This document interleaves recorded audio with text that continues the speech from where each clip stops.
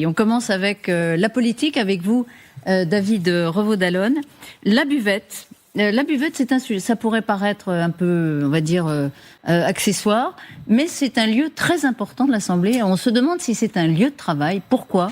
Parce que certains estiment que, justement, c'est une forme de bureau, et au bureau, l'alcool est interdit. Eh oui, ce n'est pas anecdotique, c'est très politique.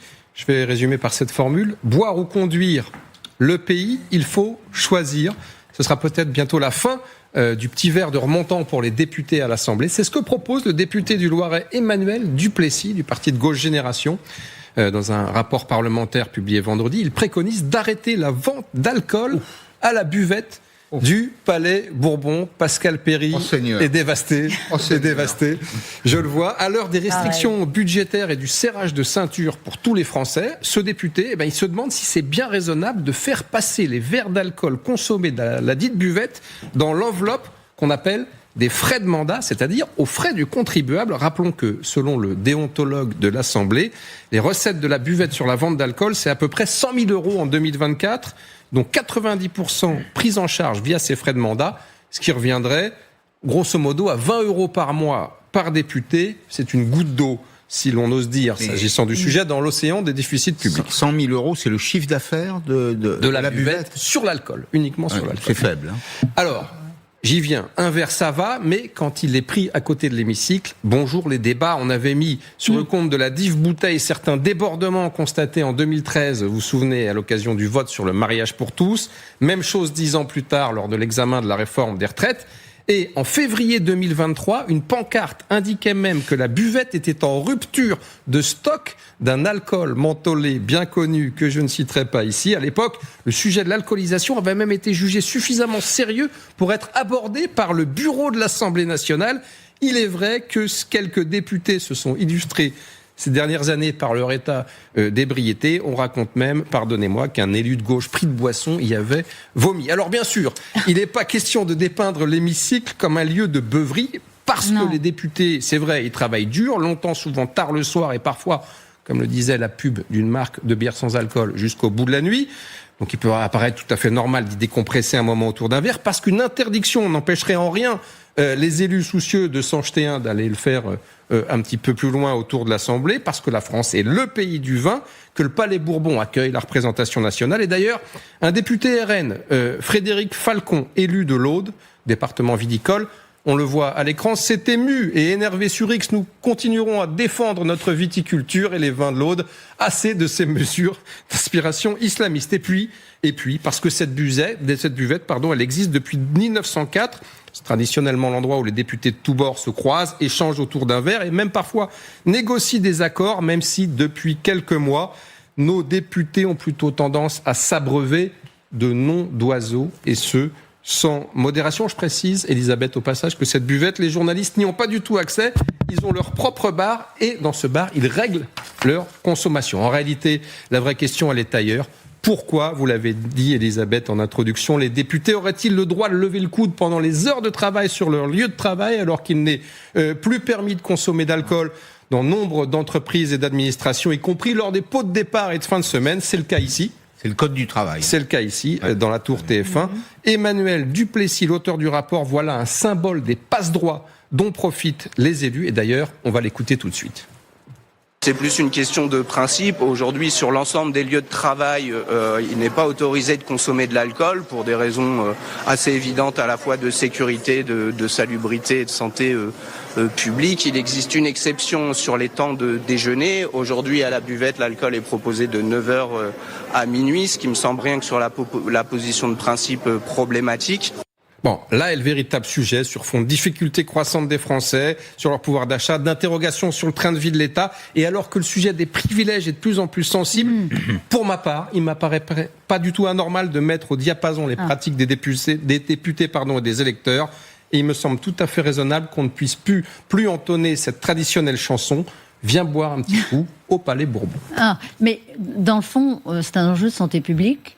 vous estimez que c'est ça qui doit primer? Je pense que le vrai argument, c'est celui-ci, c'est celui celui-là. des privilèges et du fait de mettre en conformité les Un pratiques, privilège. voilà, des citoyens. Et Si on des- considère On a quand même une tendance à considérer comme privilège des choses qui n'en sont pas et qu'on a quand même beaucoup d'autres choses à penser.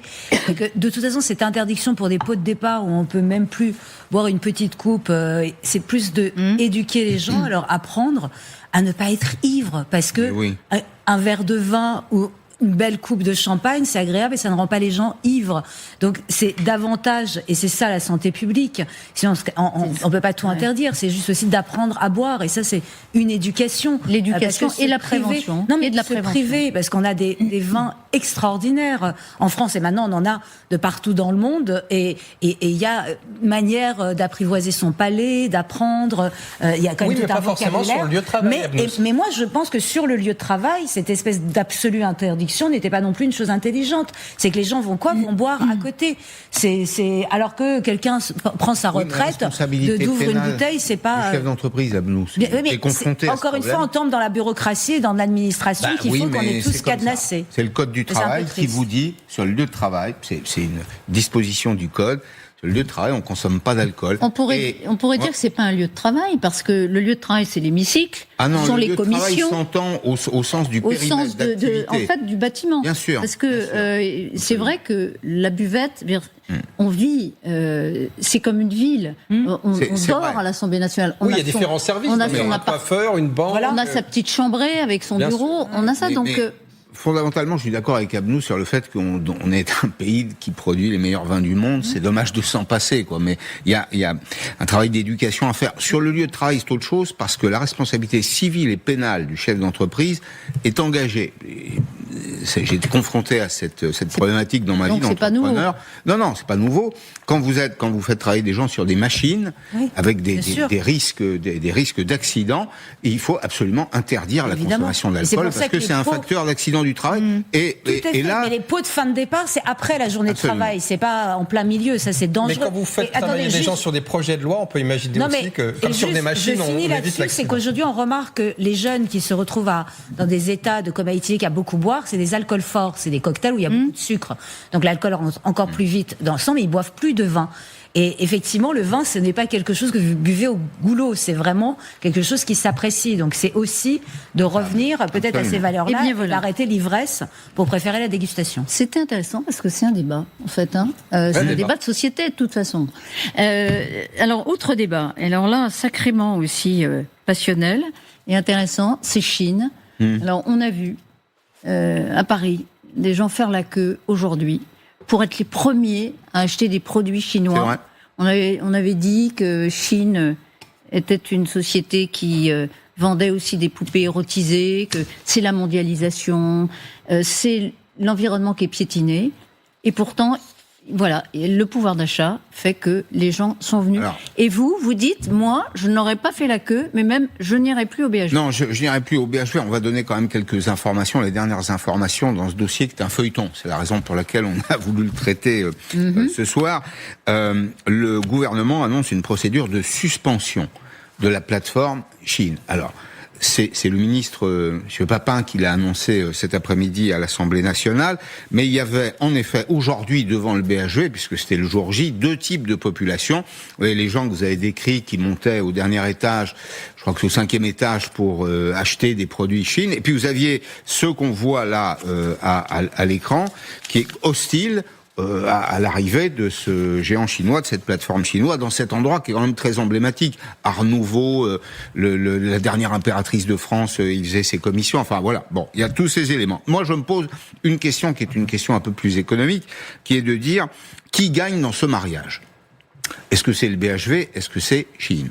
Moi, je pense que c'est Chine, et je pense que le BHV n'a rien à y gagner. Je vais essayer de vous démontrer que c'est le cas.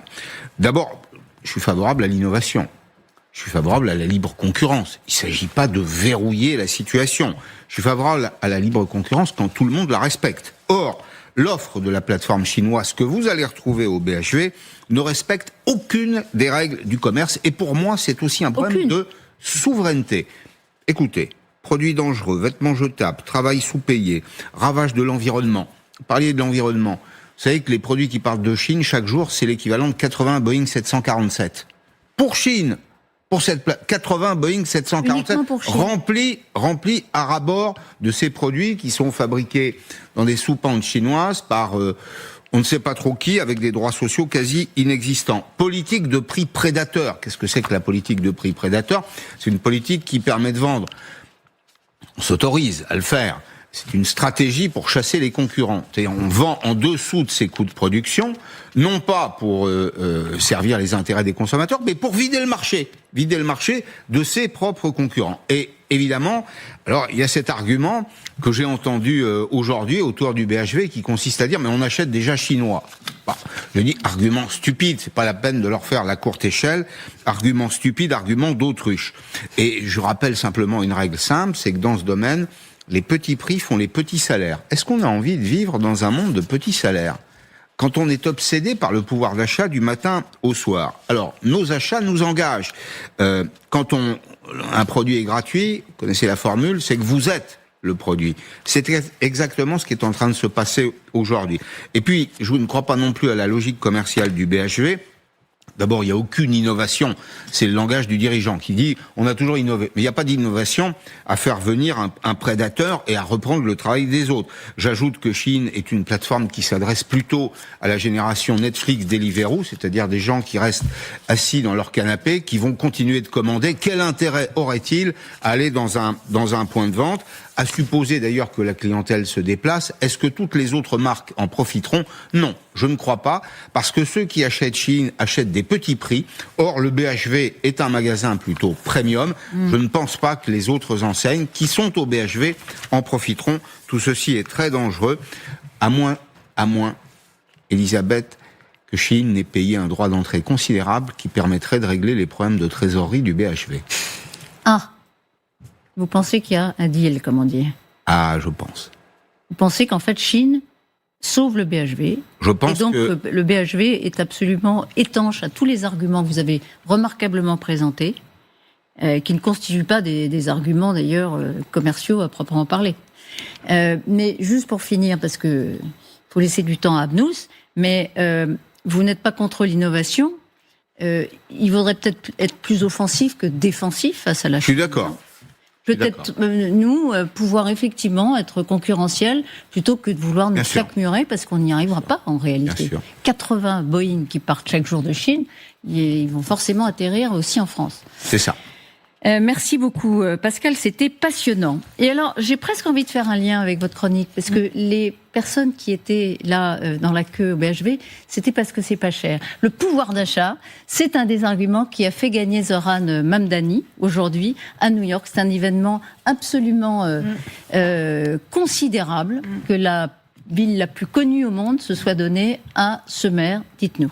Oui, c'est totalement démagogue, mais j'y reviendrai. Donc celui qui n'était qu'un élu de l'Assemblée locale de l'État de New York à gauche des démocrates, inconnu du grand public, musulman chiite, né il y a 34 ans en Ouganda de parents indiens, arrivé aux États-Unis à l'âge de 7 ans, naturalisé américain en 2018, a donc remporté la mairie de New York avec 50,4% des voix face à l'ancien gouverneur en disgrâce soutenu par Donald Trump, Andrew Cuomo, qui a juste rassemblé 41,6% des voix, et le républicain Curtis Sliwa, qui a rassemblé 7% des voix. Alors, taux de participation le plus élevé depuis 50 ans pour une élection municipale à New York. Zoran Mamdani est devenu dans la foulée la bête noire communiste avec plein de guillemets de Trump, a refroidi les démocrates centristes et affiché un parfait mépris bourgeois des valeurs occidentales. Avant tout que les choses soient claires, vraiment, alors qu'il soit musulman, vous aurez pu être bouddhiste, hindouiste ou rien du tout, cela ne m'intéresse pas. Ce qui, par contre, me concerne, c'est le fait qu'il instrumentalise sa foi, et sa foi n'est pas religieuse. Il est clairement aligné depuis l'université du côté des frères musulmans. Et je ne sais pas comment appeler celui qui tout sourire, mais vous allez me dire, il est tout le temps tout sourire, je ne sais pas si ça compte, va voir Siraj Wahaj, un imam de Brooklyn, ouvertement homophobe, qui compare l'homosexualité à une maladie et qui précise, au cas où on l'a pas tout à fait bien compris, le prophète Mahomet a dit, celui qui le fait et celui à qui on le fait, tous les deux. Voilà, donc c'est sympathique. Qu'un candidat qui s'affiche avec un tel homme soit devenu l'idole des jeunes New-Yorkais, ça me dépasse totalement, d'autant plus qu'il y a d'autres imams à visiter à Brooklyn. Mamdani est donc le parfait populiste de gauche, le pendant de gauche parfait de Donald Trump, capable de plonger, tout le monde a vu cette image, dans l'eau glacée pour illustrer sa proposition de geler les loyers, de diffuser des spots en différentes langues pour s'adresser à Il a tout compris du marketing politique à la Trump. Il s'est d'ailleurs adressé à son électorat en arabe en déclarant « Je suis votre gendre venu du Levant ». On découvre que l'Ouganda et l'Inde et le Pakistan sont au Levant. D'assumer avec morgue le discours antisioniste, antisémite en relayant les slogans mondialiser l'intifada ou de la rivière à la mer, la Palestine sera libre. Donc adieu Israël. D'embarquer avec lui, outre une large partie des 9% de New-Yorkais musulmans, une bonne minorité d'Américains juifs de New York, 33% d'entre eux ont voté pour lui, et de draguer sans vergogne l'élite universitaire gavée d'antilibéralisme, exactement à la Trump, et victime de la surproduction des élites. Et pour la énième fois, je vous renvoie à ce livre de Peter Turchin, Le chaos qui vient, où vous allez comprendre ce que c'est que la surproduction des élites. Quand les individus échouent à intégrer l'élite malgré leur diplôme, ils en sortent endettés et frustrés. Et là, ils constituent une contre-élite qui vont se nourrir du ressentiment populaire et aller contre l'ordre établi. En résumé, Mamdani ratisse large tout en sourire et en volonté de faire payer les riches pour assurer une vie paradisiaque aux pauvres. Je rappelle pour les discrets que cette grande idée a souvent fini dans des charniers. Zoran Mamdani est surtout le fruit de deux niches élitistes, une universitaire par son père, Mahmoud Mamdani, spécialiste des études postcoloniales à l'université de Columbia, pardonnez du peu, et une artistique, sa mère, la grande réalisatrice Mira Nair, célèbre pour le très beau Salam Bombay, Caméra d'or à Cannes en 88, qui ont élevé l'enfant américain dans la contestation anticapitaliste, tout en l'envoyant dans les écoles d'élite où tout pluralisme avait disparu. Et donc, il vient de cette Amérique des années 60 radicale où on apprend la détestation de soi. D'ailleurs, c'est marrant. Je vais vous apprendre une chose que j'ai relevée. Jamais, dans aucun de ses discours, il ne dit américain. Jamais. Pas une seule fois. Il s'adresse aux immigrés, Américains. Communauté de la diaspora, membres de la communauté trans, femmes noires, jeunes, minorités, new-yorkais, mais jamais américains. Et c'est là où, moi, je tilte encore plus tout ce que je viens de dire, c'est qu'il fragmente comme ça l'électorat en groupe identitaire, au lieu de proposer une vision universaliste et la concorde. Expliquez-moi en quoi c'est différent d'un Donald Trump, un populiste de droite, qui érige un nous contre eux. D'autant plus qu'il refuse de se dire américain, il continue à dire que c'est un immigrant et que c'est les immigrants qui ont gagné. Donc moi, je me demande, c'est pas un anti-Trump, c'est un double inversé de Trump et il se nourrit de la même haine et il verse l'essence sur le feu des mêmes divisions. On n'est pas rendu. Est-ce que c'est une bonne nouvelle pour Trump ? Trump qui, à l'instant, je le vois à l'instant, Abnous, Trump dit qu'il va s'occuper de New York. Oui, c'est-à-dire qu'il va couper, il peut suspendre des aides au niveau les crédits, du logement. Est-ce que ça nourrit le vote trumpiste ? Ils sont très, très contents, les républicains, de voir les démocrates tomber dans cette bouillie qui n'a pas de sens. Mais on a aussi, chez les MAGA, il y a aussi tout un mouvement antisémite qui est en train de se mettre en place, antisioniste extrêmement fort. Et c'est là où il y a quelque chose qui est brouillé. Et c'est là où moi je suis extrêmement inquiète, parce qu'à la fin, les premières victimes vont être les juifs américains. Et ça, c'est vraiment dramatique. Vous voyez à quel point les conséquences de cette élection sont considérables. Exactement. Dans cette Amérique on voit déjà c'est vrai.